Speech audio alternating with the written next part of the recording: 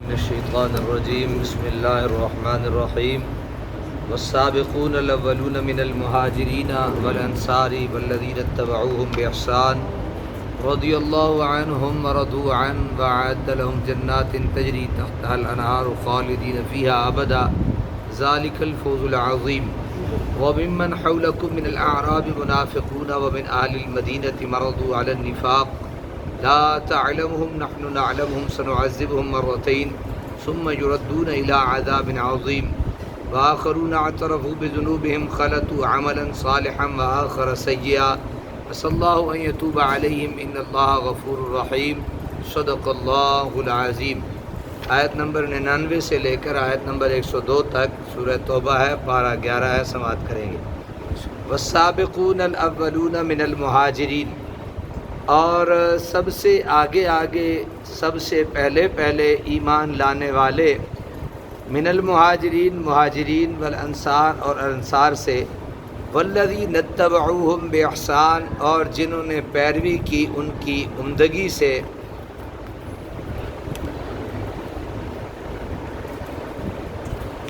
رضی اللہ عنہم ورضوا عنہ، راضی ہو گیا اللہ تعالیٰ ان سے اور راضی ہو گئے وہ اس سے، وَأَعَدَّ لَهُمْ جَنَّاتٍ تَجْرِي تَحْتَهَا الْأَنْهَارُ، اور اس نے تیار کر رکھے ہیں ان کے لیے باغات، تجری تحتها الانہار، ان باغات کے نیچے بہتی ہیں ندیاں، خالدین فیہا ابدا، وہ اس میں ہمیشہ رہیں گے، ذالک الفوز العظیم، یہی بہت بڑی کامیابی ہے۔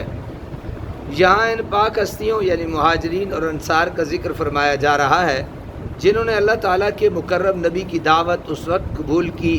جب اس کو قبول کرنا ہزاروں مصیبتوں اور تکلیفوں کو دعوت دینا تھا۔ اس وقت اسلام کی اعانت کے لیے اپنے آپ کو پیش کیا جب اسلام بڑی بے کسی کی حالت میں تھا۔ اللہ تعالیٰ کو اپنے ان مخلص جان باز اور پاک باز بندوں پر ناز ہے، بلکہ ساری انسانیت کو ان پر فخر ہے جنہوں نے حق کو محض حق کے لیے قبول کیا اور اس کو فروغ دینے اور مرتبہ کمال تک پہنچانے کے لیے اپنے وطن چھوڑے، اپنے خونی رشتے توڑے، اپنے سر کٹائے۔ قرآن بتاتا ہے اللہ تعالیٰ اپنے ان مخلص جاں باز اور پاک باز بندوں پر راضی ہو گیا، اور اس کے ان بندوں نے جب دیکھا کہ ان کے رب کریم نے ان کی قربانیوں کو شرف قبولیت عطا فرمایا ہے تو اس کی شان بندے پروری اور ذرہ نوازی کو دیکھ کر راضی ہو گئے۔ اللہ تعالیٰ نے جنت کی ابدی نعمتوں سے بھی انہیں سرفراز فرمایا، اور صرف یہی نہیں، وہ خود ہی اس دولت سے خوشنود ہوئے، بلکہ قیامت تک جو بھی خلوص و دیانت سے ان کی پیروی کرے گا وہ بھی عنایات ربانی کا مستحق ہوگا۔ حضور اکرم صلی اللہ علیہ وسلم کے صحابہ کی شان ظاہر و باطن کے جاننے والے خدا نے خود اپنی کتاب مقدس میں بیان فرما دی۔ آپ ذرا سوچیں، جن کی توصیف وہ خود کرے، جن کے ایمان کا وہ خود گواہ ہو، جن کی جنت میں جانے کا وہ خود مجدہ سنائے، ایسے پاک لوگوں کی شان میں ہمارا کچھ کہنا شیطان کا کتنا خطرناک دھوکہ ہے۔ صحابہ کرام اس لیے تو شمع توحید پر پروانہ وار نثار نہیں ہوتے تھے کہ 14ویں صدی کا بے عمل مسلمان ان کی مدح و ستائش کرے۔ ان کے پیش نظر تو صرف اللہ تعالیٰ کی رضا اور اس کے رسول کی خوشنودی تھی، وہ انہیں حاصل ہو گئی۔ اگر اللہ تعالیٰ کی رضا حاصل ہونے کے بعد ساری دنیا بھی ان کی جناب میں گستاخیاں کرتی رہے تو اس سے ان کا کیا بگڑتا ہے؟ البتہ ان لوگوں کی حرمہ نصیبی قابل افسوس ہے جو صحابہ کرام کے نقش قدم پر چل کر اللہ تعالیٰ کی رحمت کے مستحق بن سکتے تھے، لیکن انہوں نے ادھر سے منہ موڑ کر بلکہ ان لوگوں سے دشمنی کر کے اپنے آپ کو محروم کر دیا ہے۔ وَمِمَّنْ حَوْلَكُمْ، اللہ تعالیٰ اپنے دست کرم سے حقیقی کامیابی کا تاج اپنے محبوب رسول کے صحابہ کرام رضی اللہ عنہم کے سروں کی زینت بنا رہا ہے۔ وَمِمَّنْ حَوْلَكُمْ مِنَ الْأَعْرَابِ مُنَافِقُونَ، اور تمہارے آس پاس بسنے والے دیہاتیوں سے کچھ منافق ہیں، وَمِنْ أَهْلِ الْمَدِينَةِ، اور کچھ مدینہ کے رہنے والے، مَرَضُوا عَلَى النِّفَاقِ، پکے ہو گئے نفاق میں، لا تعلمهم، تم نہیں جانتے، نحن نعلمهم، ان کو ہم جانتے ہیں انہیں، سنعذبهم مرتين، ہم عذاب دیں گے انہیں 2 بار، ثم يردون الى عذاب عظیم، پھر وہ لوٹائے جائیں گے بڑے عذاب کی طرف۔ مرد، یہ جو مرد کا لفظ آیا نا، اس کا معنی ہے پختہ ہو جانا۔ یہ بالکل اسی طرح ہے جس طرح اردو میں مرد لکھتے ہیں، تو مرد اور مرد میں فرق ہے۔ مرد اس کا معنی کیا ہے؟ پختہ ہو جانا، یعنی نفاق کی جڑیں ان کے دلوں میں گہری چلی گئیں اور ان کے تائب ہونے کی اب کوئی توقع۔ دیکھیں نا اللہ تعالیٰ نے منافق کا لفظ آیا ہے قرآن میں، لیکن منافق کی قسم بیان کرتے ہوئے کہا کہ کچھ منافق مرد ہیں، یعنی ان کے جو منافقت ہے ان کے دل میں گھس گئی ہے اور اب ان کے توبہ تائب ہونے کی بھی کوئی توقع نہیں ہے، یعنی وہ اتنے ماہر منافق ہیں کہ اپنی بدباطنی اور دلی خباثت کو کسی طرح ظاہر ہونے نہیں دیتے، کوئی بڑے سے بڑا زیرک بھی اس پر مطلع نہیں ہو پاتا، اور تو اور آپ بھی اپنے نفس کی صفائی اور فراست کی تیزی کے باوجود اللہ تعالیٰ کے بتائے بغیر انہیں نہیں پہچان سکتے۔ ہاں اللہ تعالیٰ سے ان کی فریب کاریاں پوشیدہ نہیں ہیں۔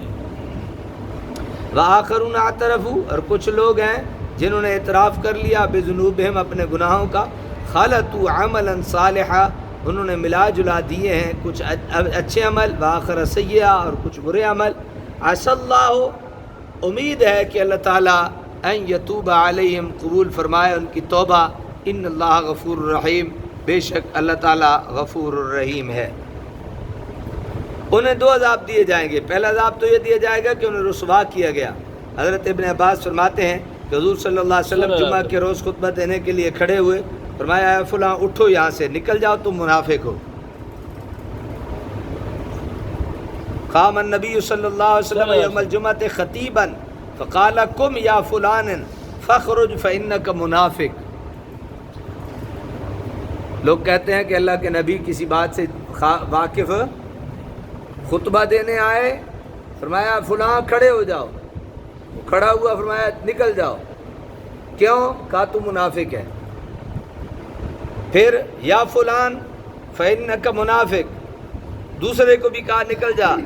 فاخرجہم باسمائہم ففضحہم، اور فرمایا کہ چنانچہ ان کے نام لے لے کر انہیں نکال دیا اور ان کو رسوا کیا، بڑی مجلس سے ان کو کیا کیا؟ رسوا کیا۔ یہ پہلا عذاب تھا۔ دوسرا عذاب قبر میں ہوگا۔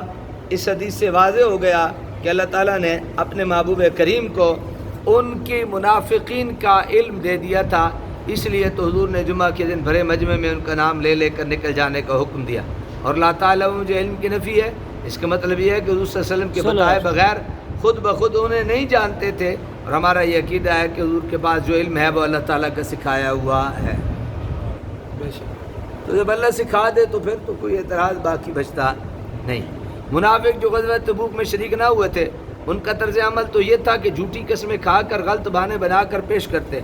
لیکن بعض ایسے لوگ بھی شریک نہ ہو سکے تھے جو سچے مومن تھے، انہوں نے اپنی غلطی کو تسلیم کر لیا اور عفو و مغفرت کے لیے درخواست کی۔ ان کا ذکر اس آیت میں کیا گیا ہے۔ روایت میں ہے کہ وہ 10 آدمی تھے، جب حضور بخیریت واپس تشریف لائے تو انہوں نے اپنے قصور کا اعتراف کیا اور اپنے آپ کو مسجد کے ستونوں سے باندھ دیا، مسجد کے جو ستون تھے اپنے آپ کو ان سے باندھ دیا۔ حضور جب مسجد میں تشریف لے گیا تو ان کے متعلق دریافت فرمایا، عرض کہ اللہ کے رسول انہوں نے قسم اٹھائی ہے جب تک آپ اپنے دست مبارک سے انہیں نہیں کھولیں گے وہ یہیں بندے رہیں گے۔ حضور نے فرمایا بخدا میں بھی انہیں اس وقت تک نہ کھولوں گا جب تک اللہ تعالیٰ مجھے کھولنے کا حکم نہیں دے گا۔ چنانچہ یہ آیت نازل ہوئی اور حضور صلی اللہ علیہ وسلم نے ان کو اپنے ہاتھ مبارک سے کھولا۔